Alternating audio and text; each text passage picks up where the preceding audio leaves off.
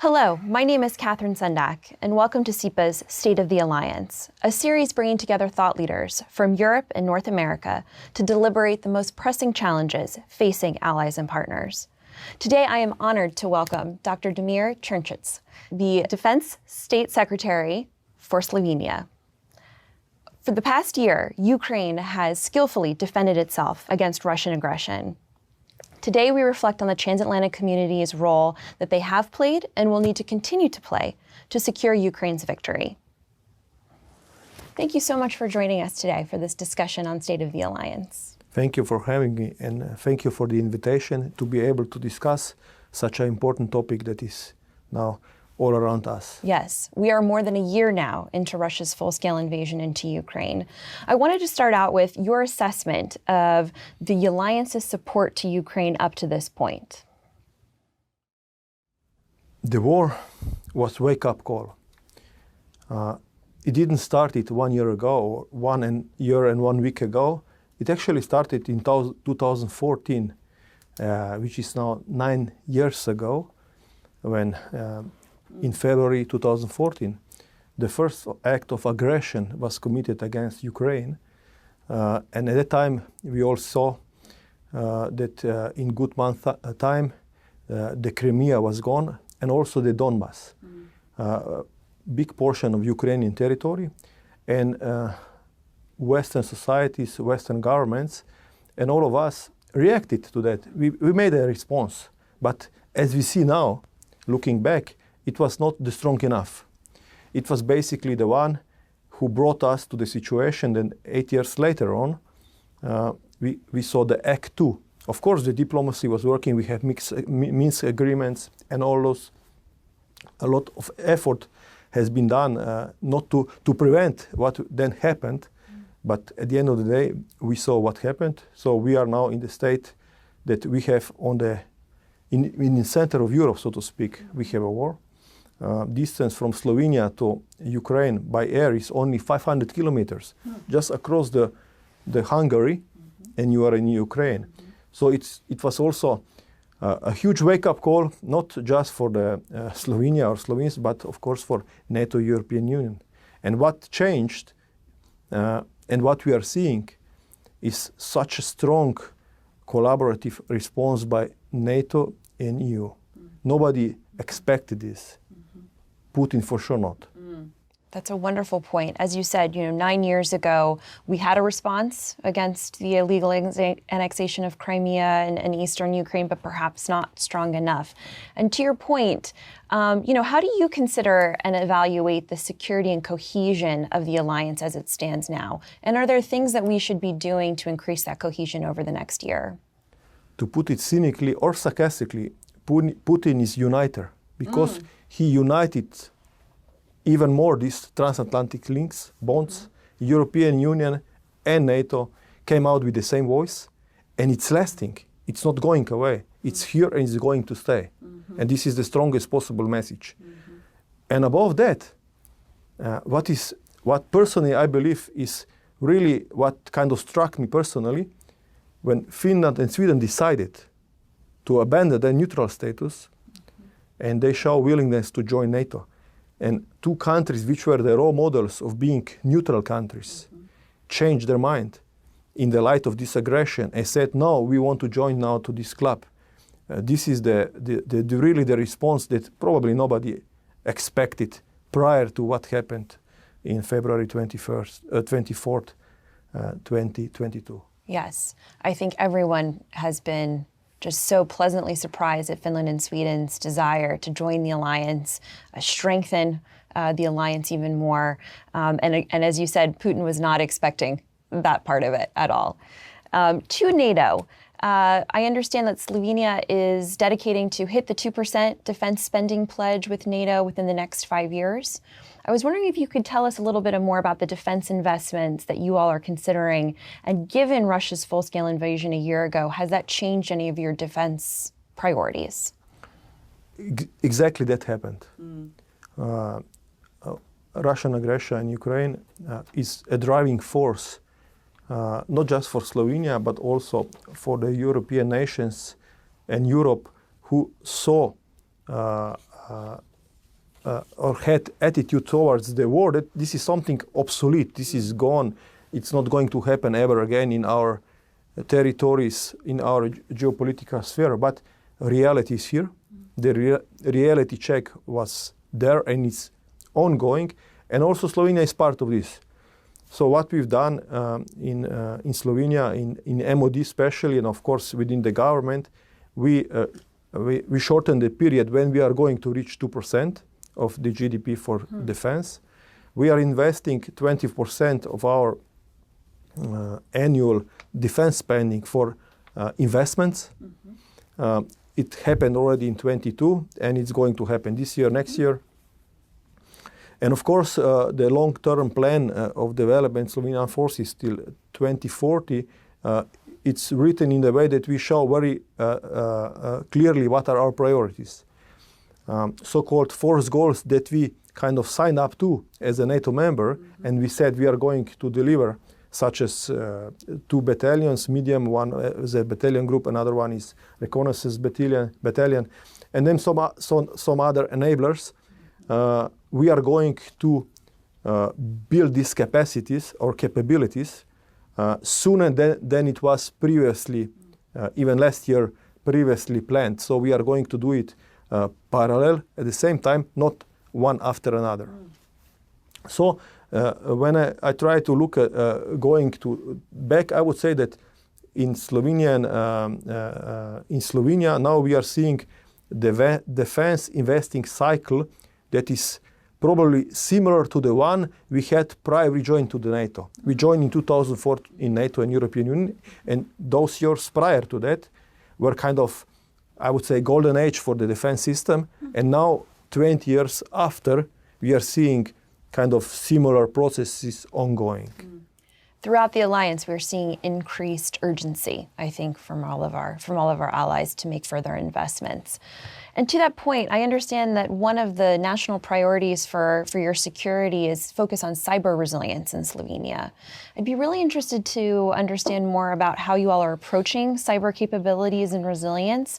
And is there anything the alliance should be doing more of or better when it comes to cyber? Yes, we all know that cyber war is the one that is ongoing for not years, but decades. We also saw last year we were exposed to the attacks as MOD or nation in Slovenia to different actors that try to penetrate our systems. It's not just the case, of course, of Slovenia, but it's the case of the NATO member states, European Union states. And of course, we are building strengthening capabilities back home, bringing people who are the expert together, even stronger than we used to.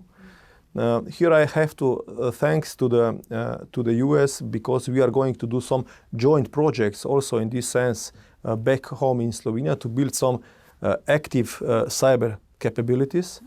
And they are going to be not just on dispose of Slovenia, but also for the region, for the colleagues in NATO member states who are also in Western Balkans. So we are going to work on that. And this year, by coincidence or even not, we are having in early May quite an important NATO conference on cyber inter-threats ongoing in the whole alliance. We are going to host this event, and I think it's going to be quite a good opportunity for in-depth exchanges on the cyber domain. So actually, one of the priorities also in our plan, of course, is to strengthen these capabilities, of course, and you cannot fight this fight by your own. It's a joint effort. Absolutely. I think as we look at some of those joint efforts, we are all subjected to cyber attacks every day, right? Each of our countries. So in terms of taking it back to Ukraine and the situation that we're seeing on the ground, I'm really interested in your perspective about, the understanding that a free and secure Europe cannot happen without a victory in Ukraine. What, in your mind, does victory in Ukraine look like? And what kinds of assistance do you think the alliance needs to keep providing in order to ensure that victory? This is really the most important question, what the victory looks like. We all know that there are wars, and at the end of the wars, there are green tables, and there are agreements, and we are going to see end of this war. We don't know when, and under what kind of conditions. And of course, it's a battle of perceptions. If you ask Ukrainians, for them, the picture is clear.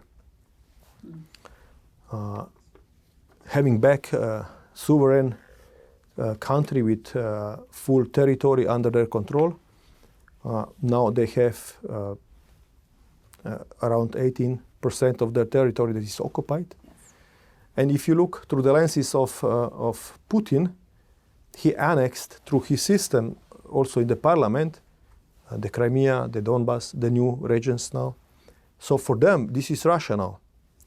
And of course, we are saying, the West is saying, the global community is saying, this is aggression, it's illegal, it's against international law. The things has to go back under the umbrella of international law. A responsibility, the one who are responsible had to be called in front of the justice. But are we going to see this all? Time will tell.